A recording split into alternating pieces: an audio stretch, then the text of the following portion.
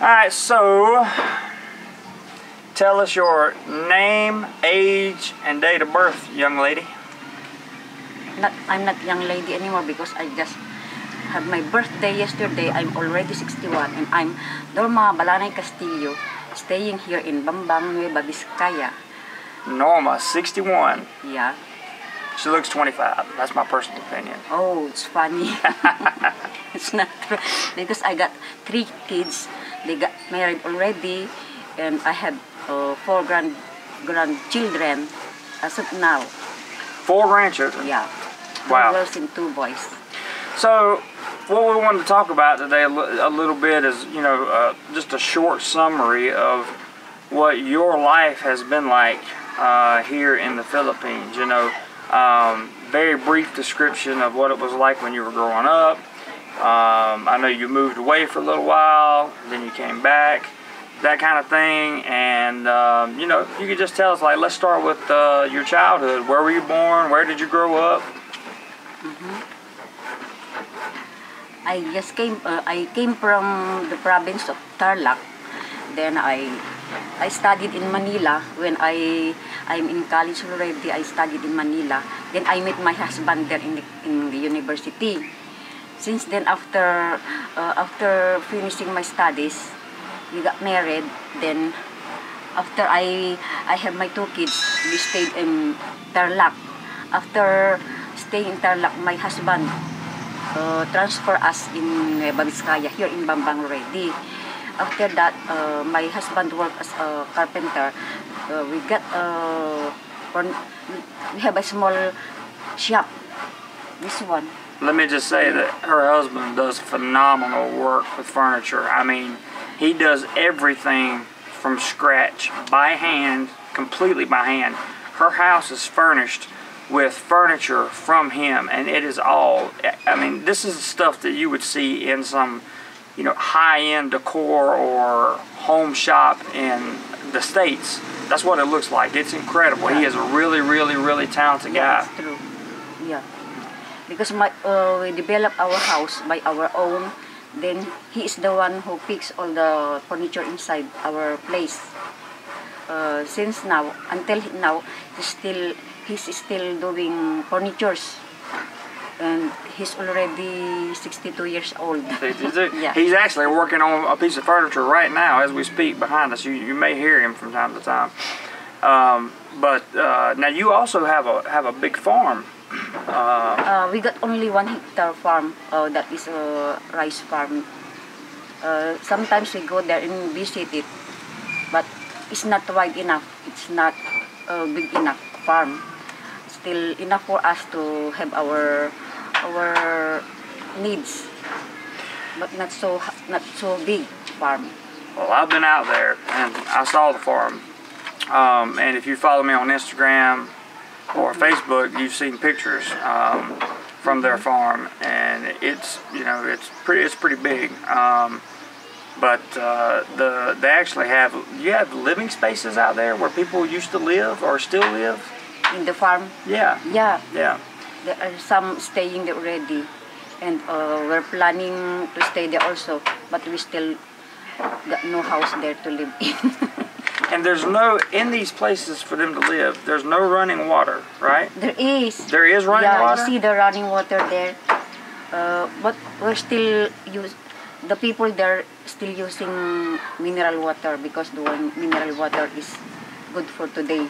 But right. Last time, before, they only drinking water in the pump, in the well. You guys have the pump out there as well? You have the well pump? Yeah. Yeah. I also noticed when I was there, where we sat down and ate snacks at, you remember the place we were at? Yeah. There was a lot of fruit growing on trees. What kind of fruit was that out there? We have tamarind tree, we have a coconut tree, we have also that orange tree. A lot of them. Also that papaya tree. Yeah, papaya. Yeah, papaya. That's the one that fell and almost hit me in the head. Yeah. It's fun, is it? So yeah, the farm was really nice. I enjoyed going out there, and in fact, I ride out to that area sometimes to shoot a video because it's just so beautiful. It's out in the middle of nowhere. I mean, there's a little I wouldn't call it a creek. It's more like it's like a creek / stream that runs through it.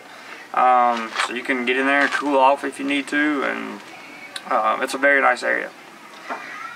So let's talk a little bit about what happened after you got married. Were you here or were you? I did not work anymore since then.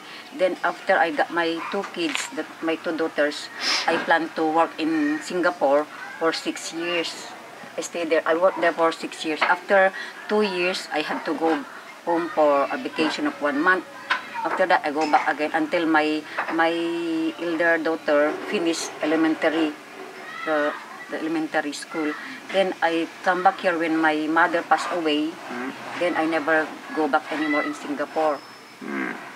And is that where you learned how to speak English so good at Singapore? When I stayed in Singapore, yeah. Yeah, you learned English because you speak really good English. So, and that's something that, that's something in this area not everybody can do.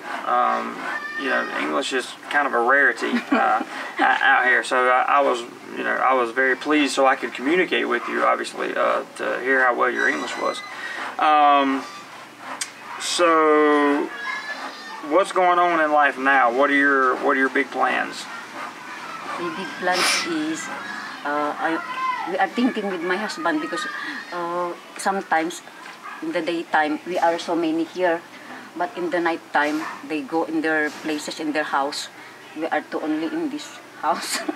It's like that because others says when you're still young and had many small kids, you have so many in the house, but now they are got married already. You live by your husband, so you are two already in the house. Right. Yeah, and my husband, he's doing furniture. Sometimes no work. That's why he stayed in the farm.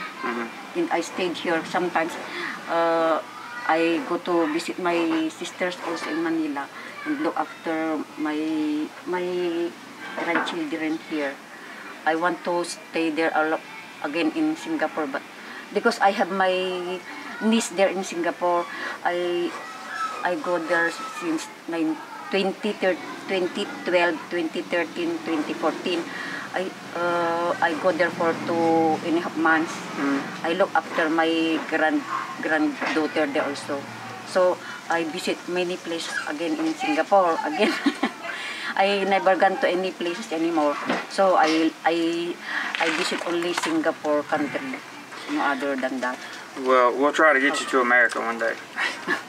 Can also how I wish also, but God's willing, if I can still go there. But I'm interested to hear what you think about that, about what Duterte's done since he's been in office. About our president, the president. Yeah. About my observation, he's good also because he got so many plans to improve our country, is it? And last time I heard that he wants to put an easy transport going here in Nueva Vizcaya, in Region 2, is it? Because some people very hard to come here. It takes 6 to 7 hours going here in Nueva Vizcaya. Yeah. That's why we heard it that he's planning to make a nice way. I don't know if that is train. He wants to fix that mountain, the mountain that is Dalton Pass. He wants to make it as a hole so that very easy to pass in coming here in Region 2. This is Region 2 already, is it? Because Nueva Ecija is still Region 3. This part of Region 2 is from here Nueva Vizcaya to going to Gigarao. That is the whole Region 2. So he wants to put basically like a light rail of some kind or a train or something. But we're hoping that Duterte can finish all his plans after finishing his term. Yeah. Well, that's good. I actually I didn't know that. That's news to me. So yeah, that would be nice because I am a victim of those 6.5, 7-hour bus rides from here to Manila. It's very hard, is it? Yeah. It's a long ride for sure, especially when the bus only stops 2 or 3 times. It gets pretty tough. But is there anything you would like to add to this? Because I think you've pretty much summed up everything I had for you. I just want to say that all Filipinos must have a cooperation with each other, praying for our country, and we're wishing all that there is peace in every Filipinos have helping each other. We have to pray each and every places here in our country, Luzon, Visayas, and Mindanao, so that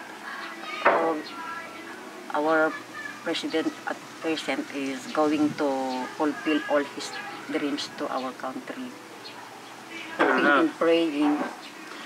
Well, Norma, thank you so much for your time and your you generosity. This is where I come to eat at from time to time, and it's a fun place to hang out. So with that, guys, we're going to conclude the interview.